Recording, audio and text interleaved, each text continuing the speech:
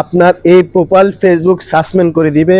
আপনার এই প্রোফাইলে কন্টেন্ট মনিটাইজেশন চলে যাবে। আপনার এই প্রোফাইলে আপনার কোনো ইনকাম করতে পারবেন না। যার নামের সাথে অ্যারো চিহ্নের সাথে এই যে লাল দাগটা দেখতেছেন, এই লাল দাগটা যদি থাকে, এরকম অনেকে ভুল তথ্য দিয়ে থাকেন, আসলে কিন্তু এটা ঠিক না। এই লাল দাগটা কোথা থেকে আসছে এটা অনেকে হয়তো জানেন না। লাল দাগটা আসছে আপনার যে নোটিফিকেশন বারে আপনার যারা কমেন্ট করেছে, কমেন্টগুলি আপনি দেখেন নাই, তার কারণে এই সমস্যাটা হয়ে থাকে। এটা কোনো ব্যাপার না, এটা কোনো বিষয় না। আপনি আপনার নোটিফিকেশন বারে সমস্ত কমেন্ট চেক করবেন, ইনশাল্লাহ আপনার এই লাল দাগটা থাকবে না। আপনার ফেসেরও একই অবস্থা, আপনি ফেসও এইভাবে চেক করে দেখবেন, নোটিফিকেশন বারে যত কমেন্ট আছে আপনি চেক করবেন, কোনো সমস্যা নাই। যারা এরকম ভুয়া তথ্য দিয়ে থাকেন তাদের থেকে একটু দূরে থাকবেন, কারণ এগুলো ভুল তথ্য।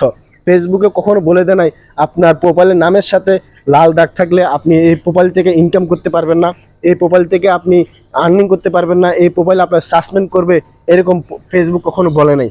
এটা কোনো ভয় পাওয়ার কিছু নাই। আপনারা আপনাদের নিয়ম অনুযায়ী কাজ করেন, নোটিফিকেশন বারটা বারবার চেক করবেন।